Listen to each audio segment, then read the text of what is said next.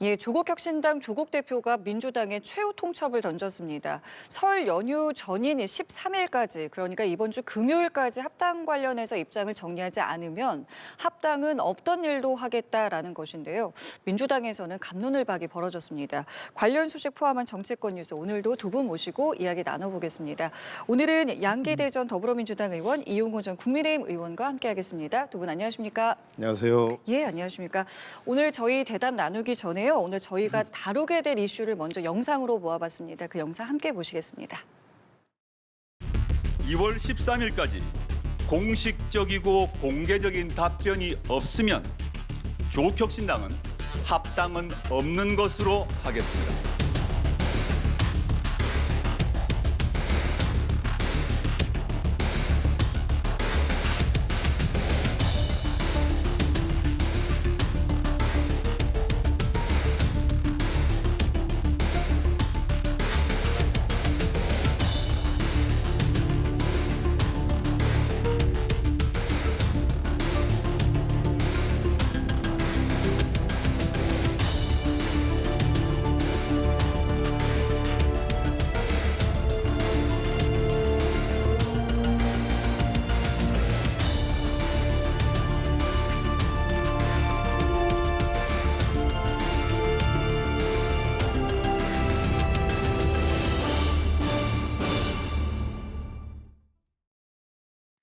네, 먼저 오늘 조국 대표의 발언부터 좀 짚어보겠습니다.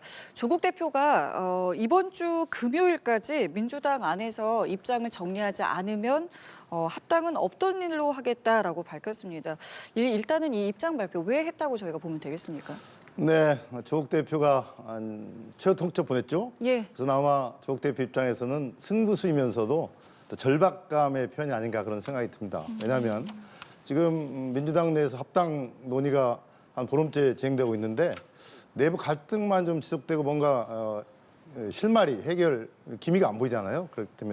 그렇기 때문에 이대로 뒀다가는 조국 대표가 치러야 하는 그 지방선거 또 조국혁신당과 자신 대표의 여러 가지 문제 이런 것들이 나중에는 수습할 수 없는 그런 국면으로 치닫지 않을까 하는 생각이 들어서 아마 승부수를 던진 것 같습니다. 근데 공은 민주당과 정청래 대표한테 넘어왔는데 저는 지금 설 전까지는 며칠 남지 않았습니다. 네. 그런 상황에서 민주당 내에서 과연 이것을 시간적, 절차적으로 과연 어떤 결론을 내릴지 또 정청래 대표가 어떤 승부수를 또 다른 승부수를 던질지 뭐 상당히 지금 귀추가 주목되면서 앞으로 남은 며칠 동안이 분수령이 될 것 같습니다.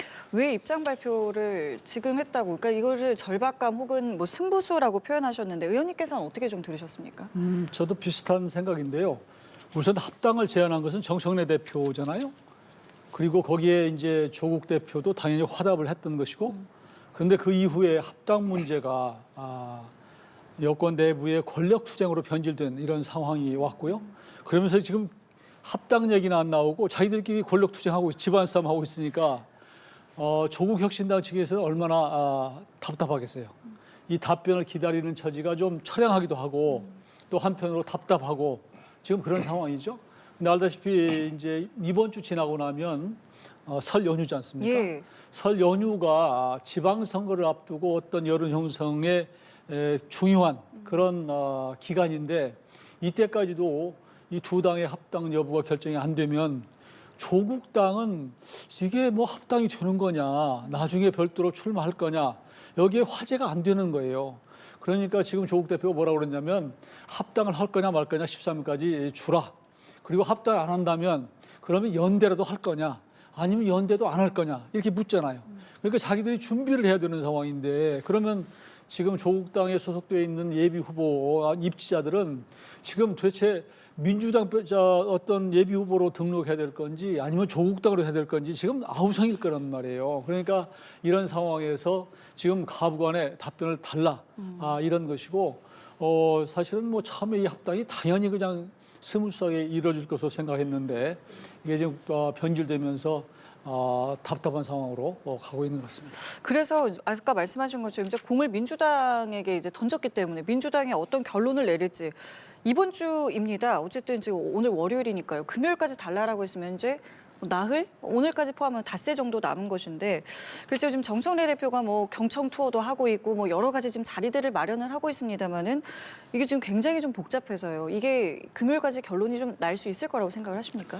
네, 우선은 이제 10일 내일 모레죠. 10일 날 내일이군요. 내일 10일 날 예, 그 맞습니다. 의원총회가 1차 분수령이 될 것 같습니다. 아마 그동안 합당에 반대했던 최고위원을 포함해서 이재명 대통령과 가까운 친명계 의원들이 합당 반대에 대해서 좀 강한 의견을 제시할 것 같고요. 그래서 이제 의총이 무슨 결론이 날 건 아니지만 거기서 백가쟁명이 분출하고 이제 그것을 1차적으로 최고위원회에서 한번 거른 다음에 이제 마지막 변수는 저는 이렇게 생각합니다. 지난번 그 당원 1인 1표제 때 정청래 대표가 전당원 의견 수렴을 했지 않습니까? 예, 맞습니다. 의견 수렴을 했는데 과연 이번에도 이 합당 문제도 정청래 대표가 전당원 의견 수렴을 할 것인지 그런 것이 하나의 마지막 변수가 될 것 같고요.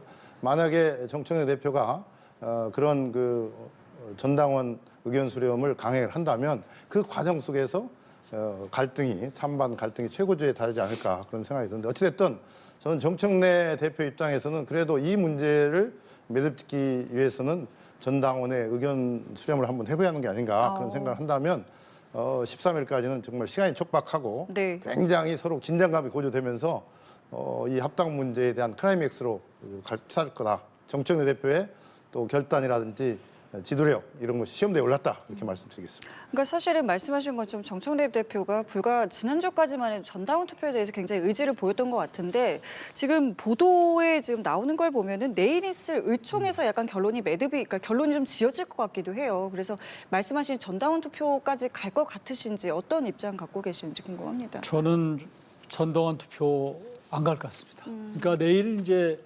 의총을 가면 대충 방향이 있을 것 같아요. 왜냐하면 의총은 제가 보기에는 의원들의 여론은 반대가 많은 것 같아요. 뭐 얼마 전에도 더민총과 예. 초선 의원들 모임도 반대 의견이 있었고 그리고 아무래도 지난 공천에서 이재명 대통령이 공천한 사람이 많거든요. 이런 사람들이 정청래 대표보다는 오히려 이재명 대통령 쪽으로 쓴 사람이 많기 때문에 그 전 여론은 아무래도 합당 반대가 많다 이렇게 저는 보고 있고요. 지금 이 싸움이 겉으로 드러난 것보다 훨씬 더 크고 격렬한 싸움처럼 보여요. 저는 이 싸움에서 만약 합당이 이루어진다면 그렇다면 이재명 대통령의 레임덕은 지금부터 시작이 된다. 저는 그렇게 봅니다. 그리고 이번 이게 합당이 또 안 된다 손치더라도 아마 이번 공천 과정에서도 친명과 비명 간에 아주 결사적인 다툼이 있을 것으로 보이는데요. 저는 우선은 지금 정청래 대표가 최근에 여러 가지 권력 투쟁에서 1승을 거둔 상태잖아요. 그러니까 1인 1투표제를 하여튼 관철을 했단 말이에요. 그런데 그때도 여론조사를 보면 중앙위, 그러니까 국회의원과 단체장들 이런 사람이 중심이 된 투표에서는 간신히 이겼는데 의원들의 숫자는 적기 때문에 지금 출구 전략을 마련하고 있다. 라고 생각이 되고 그것이 의원총회에서의 전체적인 어떤 숫자로 보면 반대가 많기 때문에 저는 권리당원 투표까지는 안 갈 거다. 거기 가게 되면 통과되기 때문에 그러면 정말로 이것은 이재명의 민주당 그랬는데 이제 정청래 민주당으로 바뀌는 것이고요. 거기 합당이 된다고 그러면 이제 정청래와 조국의 민주당 이렇게 돼서 이건 집권 여당이라고 보기가 어렵다. 이런 상황이 예견되기 때문에 저는 이 자리에서 아마 이쯤에서 정청래 대표가 조금 출구 전략을 세우고 있다. 저는 그렇게 봅니다. 그러니까 내일 있을 의원총회에서는 그리고 앞으로 정청래 대표는 이 합당과 관련해서 어떤 이제 모습을 보일지도 저희가 주목해야 되는 상황에서 주말 사이에는 또 이런 문제가 좀 있었습니다. 2차 종합특검 추천과 관련해서 당청 이상 기류설까지 지금 주말 사이에 좀 돌았는데요. 관련 발언도 함께 들어보시고 대담 이어가겠습니다. 정청래 대표 지도부는 전줄철 변호사가 김성태 변호인이었다는 사실을 알면서도 추천했습니까?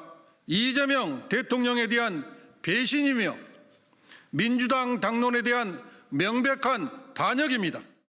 정청래 대표는 여러 가지 요소를 종합적으로 고려하여 행사된 대통령님의 인사권에 대하여 논란이 발생한 데 대하여 당의 인사 검증 실패로 대통령님께 누를 끼쳐드린 데 대하여 죄송하다는 입장을 그러니까 저희가 조금 전에 다뤘던 이 합당과 관련해서 이미 민주당 내에서는 여러 가지 목소리가 나오고 있는데 이건 또 다른 사안입니다. 지금 2차 종합특검과 관련해서 그러니까 이재명 대통령에게 이제 좀 불리한 진술을 했던 인물이 민주당 몫에 이제 추천이 된 것을 놓고 대통령이 이제 불쾌감을 드러냈다 이런 보도가 나왔고요. 이후에 지금 보신 것처럼 당 지도부 정청래 대표까지 사과를 하면서 이제 좀 수습을 하고 있는 모양새인데 일단 지금 앞서 저희도 목소리를 들었습니다마는 이것은 이재명 대통령에 대한 배신이다. 알고 있어도 문제고 모르고 있어도 문제다라는 지금 목소리가 굉장히 크거든요.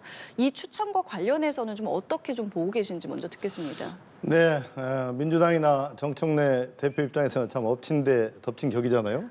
합당 문제가 지금 굉장히 갈등이 심각한 상황에서 이 문제까지 터졌는데 일단은 정청래 대표는 고개를 숙였습니다. 사과를 했습니다. 왜냐하면 누가 봐도 이건 쌍방울 대북 송금 사건과 관련해서 그 제2차 특검이 그게 변호인으로 소임됐다는 것은 뭐 대통령뿐만 아니라 관련자들 또 민주당 또 상식적인 분들 입장에서 보면 그건 잘못됐다 해서 바로 꼬리를 내렸고요. 그다음에 당내 검증 절차, 인사 검증이 잘못된 거에 대해서도 시인했고 그것을 앞으로 더 보완 절차를 마련하겠다고 했는데 문제는 이것을 누가 추천했느냐 그랬는데 아무래도 정청래 대표 가까운 이성윤 최고위원이 지금 같은 서울중앙지검 출신의 전주철 변호사를 추천을 했는데 물론 뭐 고의야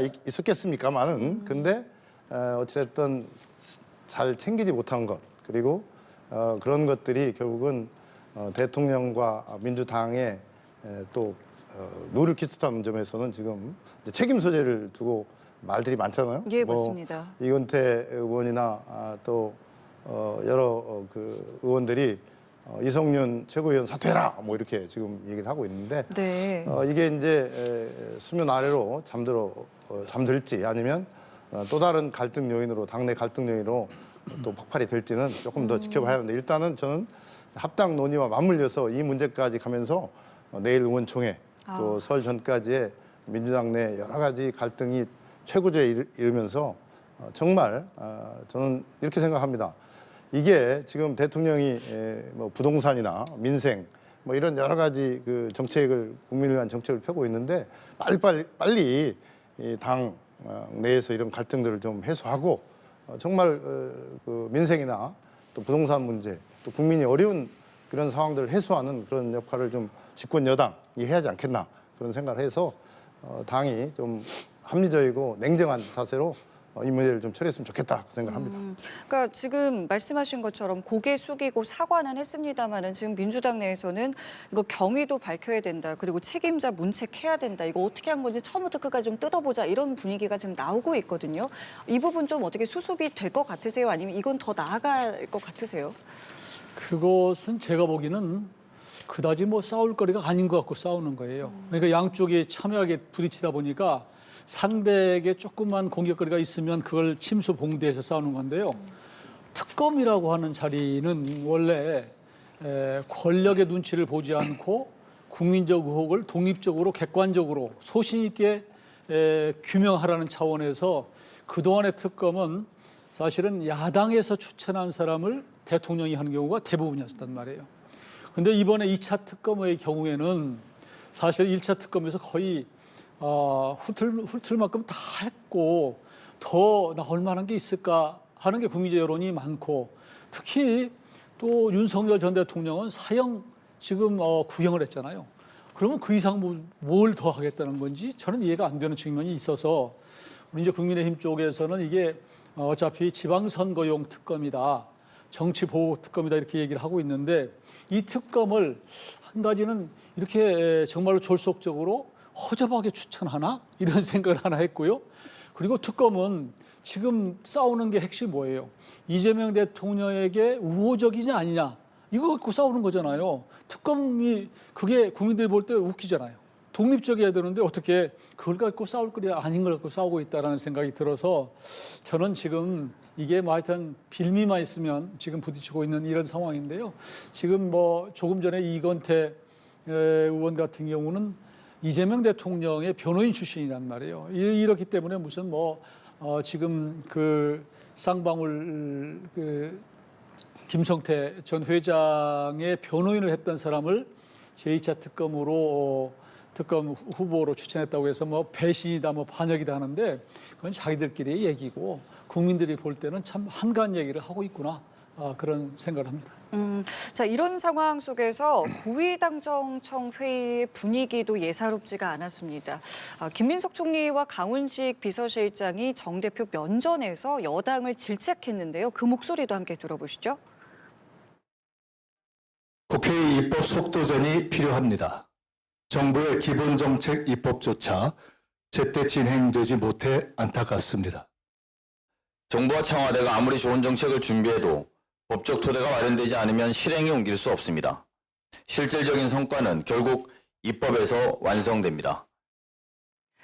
조금 전에 의원님께서 말씀하신 것처럼 지금 어쨌든 청와대에서 뭔가 하려고 하는 여러 가지 정책이라던가 국정 성과를 내는데 좀 집중하자라면서 이 정청래 대표 앞에서 저렇게 목소리를 냈습니다. 저 분위기 좀 어떻게 보셨습니까? 그러니까요. 원래 당정청, 고위 당정청 회의하면은 서로 화기애애하고 또 서로 덕담도 하고 그러는데 예. 어제는 좀 세게 부딪혔습니다. 왜냐하면 지금 합당 논란도 있고 또 특검 추천 논란 뭐 이런 것들이 이 당정청이 굉장히 지금 미묘한 상황 속에서 어제 당정청 고위 정책 협의회가 열렸는데 물론 뭐 우리 정청래 대표는 우리 당정청이 제대로 원팀으로 해서 이재명 정부 성공 뒷받침하고 대한민국 발전과 또 미래를 위해서 여러 가지고 이제 강조를 했어요.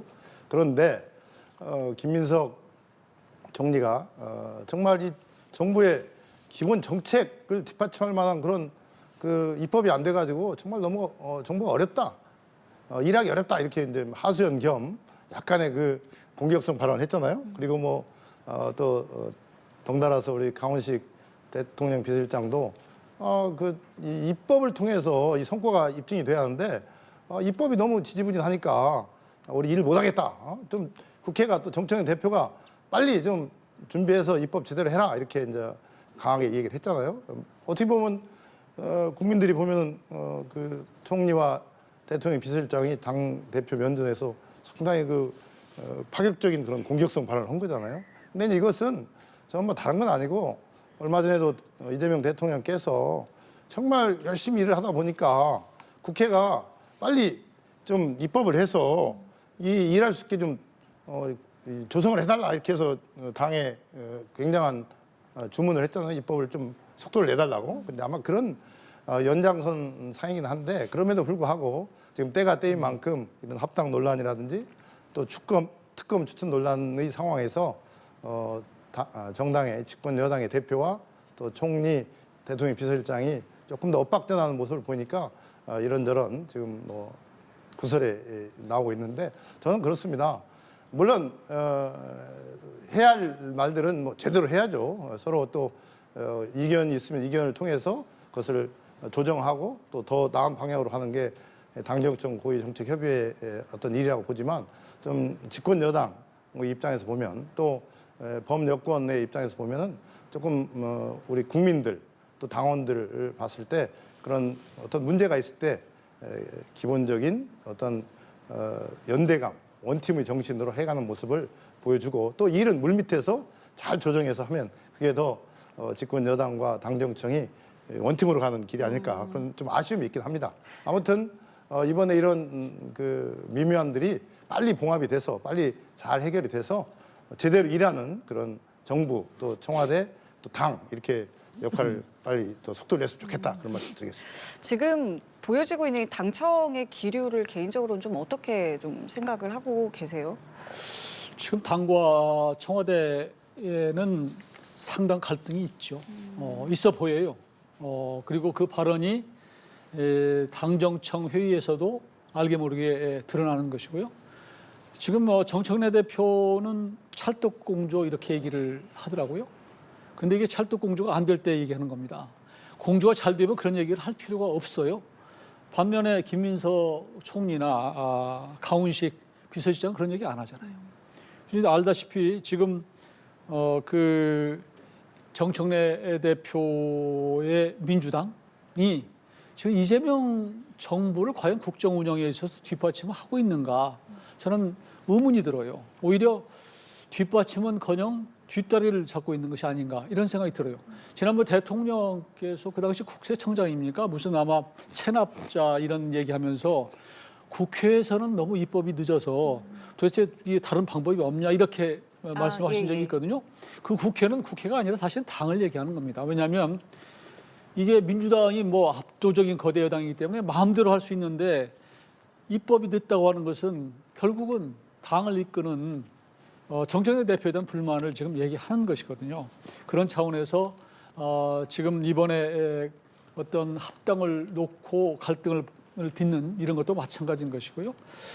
또 김민석 저는 그래서 지금 여러 가지 벌어지고 있는 것들 보면 김민석 지금 총리 같은 경우도 사실은 김어준 지난번에도 뭐 이게 그 유튜버한테 내 이름은 빼라 이렇게 여론조사 했는데도 불구하고 그건 나한테 맡겨 이런 얘기한 것 이런 것들도 지금 뭔가 김어준 씨와 정청래는 같은 편이라고 지금 다 생각하고 있는데 그런 것들이 이해할 수가 없고 또 최근에 벌어진 일을 보면 이재명 대통령께서 검사의 보안수사권, 중수청의 보안수사권 얘기할 때도 이건 좀 필요할 때도 있는 거 아니냐 이렇게 얘기했는데도 불구하고 당의 강성파들은 절대로 보안수사권은 안 된다 이렇게 지금 당론으로 정한 이런 상태고요. 예. 그런 것 여러 가지를 보면 그게 뭐 수면 아래에서는 얼마나 많은 일이 벌어지겠어요. 그럼에도 불구하고 수면 위로 한 가지 나오는 거 보면은 당정 간의 갈등은 상당히 심각한 수준이다. 저는 그렇게 봅니다. 알겠습니다. 자, 주제를 바꿔서요.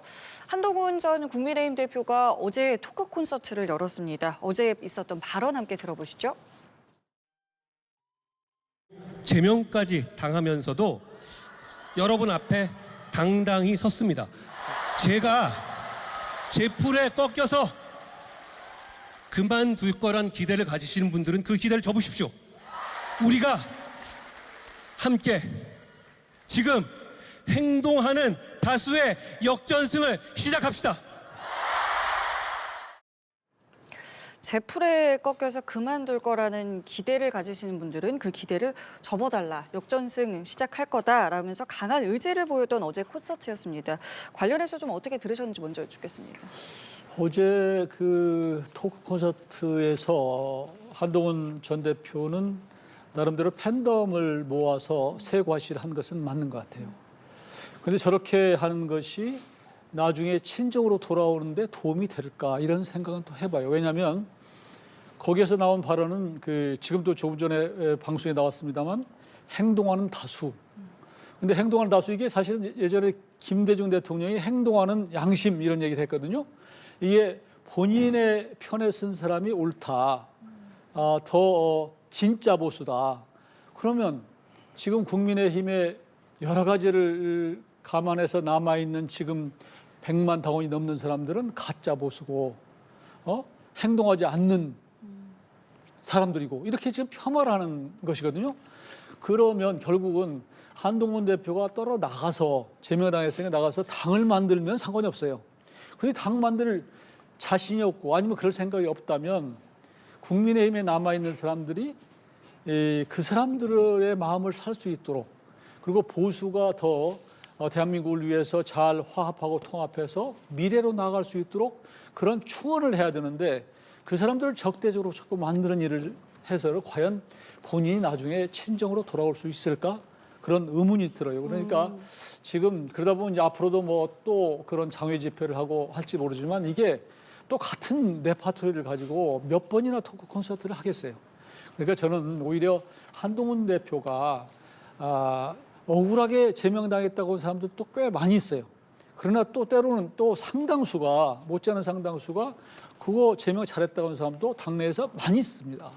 그러면 이런 걸 다 종합해서 본인이 좀 더 신중하게 내가 단계든 아니면 그동안에 비대위원장으로 오고 나서 여러 가지 선거를 치르면서 여러 가지 했던 공과에 대해서 스스로 좀 되돌아보는 시간을 가지고 또 이 보수를 통합해서 내가 어떤 헌신과 희생을 할까 이런 큰 정치를 해야 되는데 저렇게 상대의 비수를 꽂는 듯한 남을 편가름하는 듯한 이렇게 나는 옳고 당신 틀렸다고 하는 듯한 태도들 이런 것들이 본인한테 도움이 될까?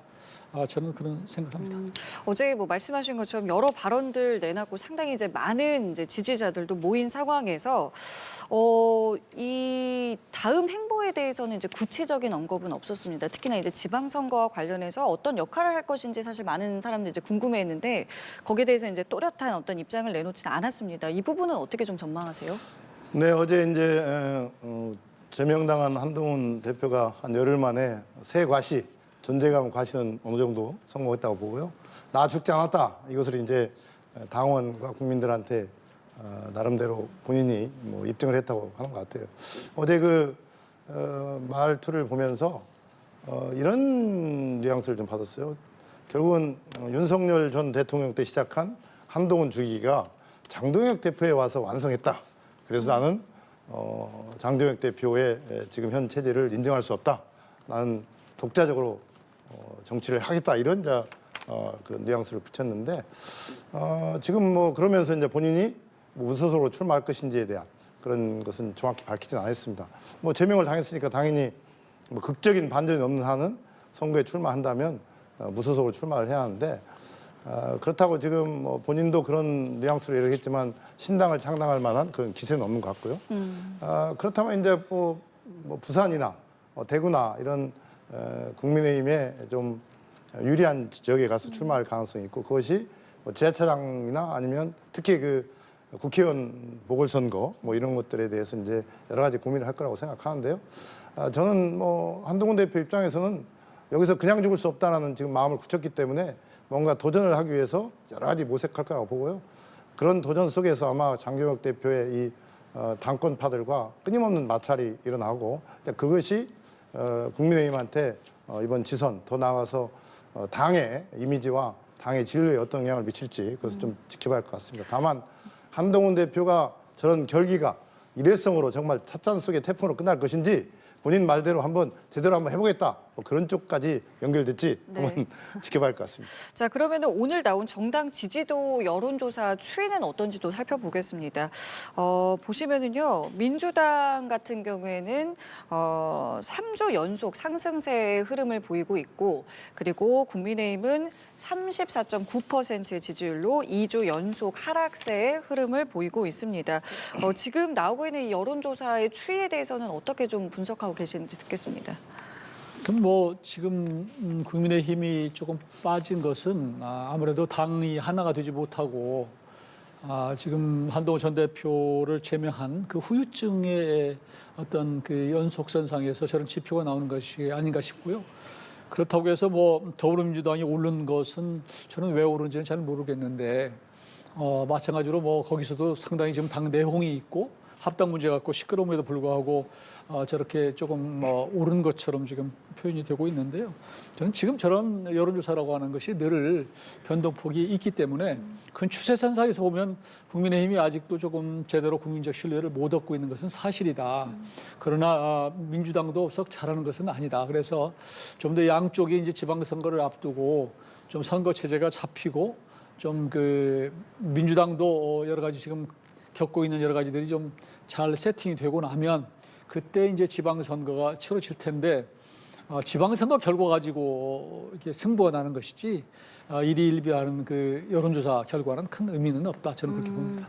예, 여론조사 추이에 대해서는 또 어떻게 분석하세요? 우선은 이제 국민의힘이 좀 여론이 빠졌는데 저는 근본적인 것은 장동혁 대표와 이 체제가 당권파들이 적어도 윤석열 그 내란 세력에 대한 철저한 거리두기를 하지 않고 좀 애매모호한 상황을 유지하고 있는 것들이 중도층 또 합리적 보수들한테 계속 좀 지지를 받지 못하는 상황들이 반영된 게 아니냐 하고 또 한 가지는 한동훈 전 대표를 쳐내면서 거기서 포용력 있는 그런 리더십을 보이지 못한 거 뭐 이런 것들이 좀 종합적으로 작용을 해서 지금 지지율이 좀 빠진 게 아닌가 생각이 듭니다.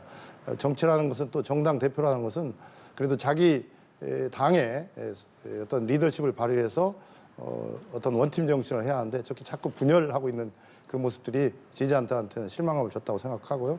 또 민주당이 오른 것은 뭐 지금의 여러 갈등 구조 속에서 민주당이 뭐 잘해서 올랐다는 측면보다는 이재명 대통령께서 워낙 지금 뭐 부동산 또 물가 민생 국민들이 정말 힘들어하고 꼭 바라고 있는 부분들을 좀 과감히 지금 국정 운영을 통해서 해결하려고 하는 모습들이 전체 당정청의 그런 신뢰에 대한 믿음에 대한 그런 지지율 반응이 아닌가 그런 생각이 들고요. 뭐 물론 지지율이란 게 늘 올랐다 내렸다 하는 거지만 그래도 민심의 척도니까 그런 것들을 여야 불문하고 정치하는 사람들이 좀 유심히 보고 자기를 좀 되돌아보는 그런 계기를 삼았으면 좋겠다 그 말씀드립니다. 알겠습니다. 자, 이번에는 주제를 바꿔서 이 내용을 좀 살펴보겠습니다. 최근에 대한상공회의소가 발표한 이 상속세 관련 자료가 있었습니다. 그러니까 상속세로 인해서 한국의 자산가 유출이 늘고 있다. 이러한 어떤 해외 조사 결과를 인용한 보도 자료가 있었고요. 이것을 이제 이재명 대통령이 이제 가짜 뉴스다라고 이제 직접 비판을 했습니다. 이후에 이제 대한상의에서도 관련해서 이제 사과문을 냈었는데 글쎄요, 일단은 이 내용으로 인해서 뭐 이제 여러 가지 이제 경제 전반, 사회 전반 이제 혼란이 일어났다라면서 재발 방지 대책을 이제 마련하겠다라면서 경제부총리, 뭐 산업부 장관들이 여러 가지 지금 입장과 또 필요성을 제기하고 있는 사안인데 이 사안을 좀 저희가 어떻게 봐야 되는지 여쭤보겠습니다.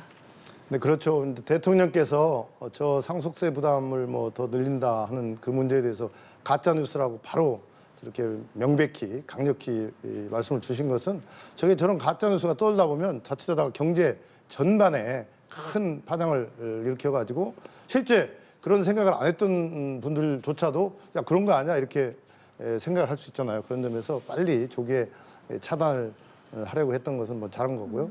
또 한 가지는 경제부처나 또 산업부 장관 등등이 이 문제에 대해서 그냥 가짜 뉴스다 이렇게만 말할 게 아니라 그거에 대해서 국민들이 납득할 만한 여러 가지 정책들을 조속히 또 필요하면 국회와 협력을 해서 빨리 매듭을 지어야 한다. 그렇지 않으면 발 없는 말이 철간다고 굉장히 그 부유층이나 또 돈 가진 사람들한테 심리적 그런 유축 요인이 되기 때문에 경제 활성화에 도움이 안 되기 때문에 빨리 매듭 짓는 그런 상황이 필요하다. 저는 그렇게 생각합니다. 일단 산업부에서도 감사에 착수를 했고 또 뭐 책임도 이제 묻겠다라는 이제 계획을 갖고 있는데 이런 부분에 대해서는 어떻게 좀 글쎄요 대비라고 해야 될까요? 재발 방지 이 부분도 어떻게 좀 접근을 해야 된다고 생각하세요? 대한상의에서 내놓은 그 보도 자료가 가짜 뉴스인지를 저는 잘 모르겠어요. 그러니까 통계라고 하는 것이 어떤 쪽에서 보느냐에 따라서 달라질 수가 있고 하기 때문에 저는 지금 이제 현 정부에서는 가짜 뉴스다 이렇게 얘기를 하고 있고 또 뭐 그런 다른 내용을 국세청입니까? 해서 자료를 내놨던데 이 부분에 대해서 아직은 확신을 가질 수는 없다는 생각을 하고요. 다만 사회 저변에서 그런 분위기는 있었어요. 지난 1년 동안 이재명 정부가 들어서고 나서 이게 돈 가진 사람들이 해외로 많이 이민을 간다. 왜냐하면 이재명 정부는 그 포퓰리즘을 하기 때문에 오히려 이 어려운 사람들을 위해서 돈을 뿌리는 이런 일을 하면 결국은 우리 대한민국을 바치고 있는 것은 기업들인데 기업들에게 반기업으로 갈 수밖에 없고 그러면 한국의 경제 펀더먼털이 어려워진다. 그런 상황에서 결국은 우리가 이 사회적 갈등이 커지고 이런 한국에서 우리가 계속 살기보다는 차라리 모든 거 잊고 해외로 좀 나가자. 그런 얘기들이 이 사회에서 조금 있는 사람들 사이에서 오간 것들은 저는 들은 적도 저기 있으니까요. 근데 이게 통계로 맞는지는 모르겠어요. 근데 저는 이게 결코 바람직스럽지 않은 것 같고 그런 현상이 생긴다고 하는 것은 아주 심각한 것이거든요. 근데 정치권에서도 이게 이재명 대통령 되고 나서 한국도 이게 베네수엘라로 가냐, 뭐 간다 이런 얘기들이 많이 있었잖아요. 그러니까 이게 결국은 국민적으로 많이 이 어떤 신뢰를 떨어뜨리고 또 그런 그 희망을 꺾고 기대를 저버리는 이런 국민적 분위기가 생기면서 이런 현상이 생길 수도 있기 때문에 이 부분에 대해서는 이번 국정 뭐 예를 들어서 여러 가지 이제 국회에서도 좀 관련해서 충분히 청문회도 좀 하고 그런 토론회도 해서 어떤 현상이 맞는 것인지 그런 것들을 좀 보여줄 필요가 있다. 대통령에서 SNS를 통해서 이거 가짜 뉴스라고 딱 하니까 거기에 맞춰서 모든 사람들이 가짜 뉴스 이렇게 하기보다는 좀 더 실체를 알 수 있도록 국민들에게 좀 설명할 필요는 있을 것 같습니다. 알겠습니다. 오늘 두 분 말씀은 여기까지 함께하도록 하겠습니다. 지금까지 양기대 전 더불어민주당 의원, 이용호 전 국민의힘 의원과 함께했습니다. 두 분 감사합니다. 고맙습니다.